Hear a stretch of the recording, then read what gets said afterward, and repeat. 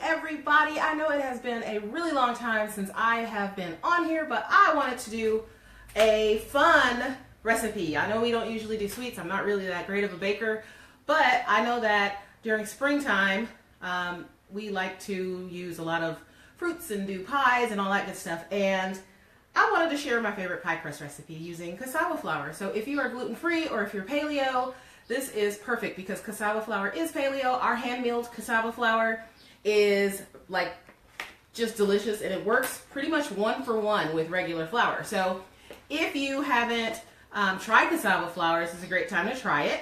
We do have it over on 20 Dishes, and I wanted to use it today to make an apple pie. I'm going to do a little hand pie because I like serving sizes so that if I make a whole pie, I kind of eat the whole thing. So I don't want to eat the whole thing.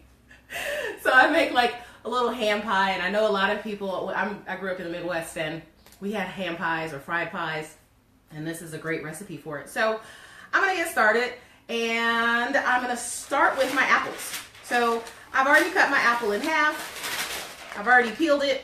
I'm going to use my Veggie Master 3, which by the way, this works great for fruit too. So it's really fun for fruit. I've already peeled my apple. I cut it in half so I can see where the seeds are. And we do have these also on special today. And the cool thing about the special is that you get a membership to 20 Dishes for 10 bucks. So you get a Veggie Master if you order one today. I put the link in there. If you get a Veggie Master today, you also get a membership, your first month of 20 Dishes membership for 10 bucks. Now that's usually $24. So that is a heck of a deal. And you get this really cool slicer, our Veggie Master 3. I'm going to show you how cool this is because you just pop the apple in there. So I popped it in there. I've already peeled it. I already cut it in half, and I wanted to see where the seeds were because nobody wants to eat seeds. That sounds disgusting. But there's the little peel thing, the little core. That's the word I'm looking for, not peel thing. And I'm just going to pop the blade out for you so you can see the core is still there. The core is there. The seeds are still there. They're not in my bowl, which is perfect. And I don't have fruit all over the place. My old veggie slicer, I'm telling you, it would like, first of all, like everything would be it's this big. It's huge. It's hard to store, and everything would just fall all over the place. With this one, everything's right there in the bowl. I'm actually going to just put my little cinnamon and sugar, brown sugar, coconut sugar is what I'm using today. And I'm just going to sprinkle that in there. Already put it together. It's like Food Network where everything's already laid out. Just gonna mix that up. You can put lemon juice on yours if you want. I don't really put lemon juice on mine unless I'm making something bigger. And again, that's how thin those apples are. So already sliced. That's perfect to me. And I don't have to do anything. I just peeled the apple, cut it in half so I can see the seeds, popped it in my Veggie Master. And again, there's the blade for it. So my old big one was, excuse me, the blade was like right here and had to slide and just too much to deal with. So this is way easier. Just going to try to pop that right on out. Voila. It's super easy to clean. I can put it in the dishwashers. It is dishwasher safe.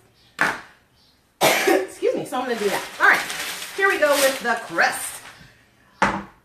And again, I have my hand-milled cassava flour in the bowl already. I'm going to add a little bit of sugar. That's totally optional. And then I'm going to put my butter in. And I'm just going to mix that right in there. I probably should take my butter out a little bit sooner. It wouldn't be so hard. If you have a pastry cutter, you can use a pastry cutter. I'm not, like I said, I'm not really an avid baker, so I don't necessarily have a pastry cutter. I'm just going to use a fork and mix that in. I put the recipe for this this crust right in the description. So if you're trying to find the recipe, it is in the description. And I am just going to keep mixing this in until it becomes a fine crust. If you've never made pie crust from scratch, it's supposed to resemble like a little crumble, like crumbly. I'm getting my workout on here because my butter wasn't completely softened. But just take your butter out of the fridge about 10 minutes before you go live on Facebook, unlike I did. All right, so I'm just making my little crust here and get it all crumbly. You can also use a food processor if you want to do that. You can do that. Totally do that and mix this in a lot faster. I didn't want to do that. I wanted to do it the old-fashioned way with a fork and build my forearm by crushing this, trying to smash cold butter. All right, so I'm getting my crumble going there. I'll show that to you once it gets all crumbly and mixed in well. And there we go.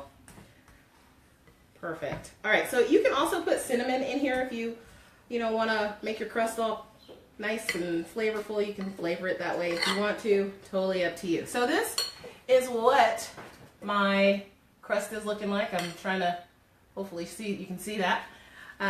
So that's what the crust is looking like. Just get that blended in a little bit more. And once you get your crumble going, you're going to add in cold water. I'm going to do it a tablespoon at a time. And I have it here already. And I'm just going to mix that in a bit. Just a little bit. And you can start with your fork, but it's going to be easier to do it with your hands. So I'm going to do that. Mix that in a bit. Perfect. All right, it's coming together. So this is my dough. Just mixing it up with my cold water. You can add more cold water if you need to. I have a dough formed already, so I only needed to add a tablespoon of water, which is nice. And it shouldn't be sticky. It should be nice and dough-like. So there's my dough. It's malleable. It's not crumbly. If you've ever worked with like almond flour, it can get crumbly, but this is cassava flour. It's wonderful. It is not going to be crumbly. I love it. And I'm just going to put a little piece of parchment paper here. Safe.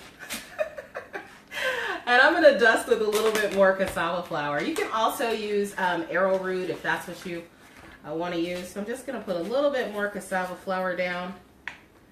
And I'm going to put that there. I'm going to dust with a little bit more on top. And put a piece of parchment paper right on top. Break out my marble roller. This is also, good for exercise. And just roll that out.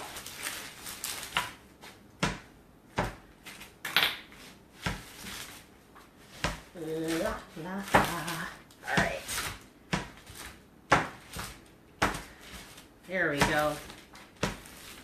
All right. And pull that right on off.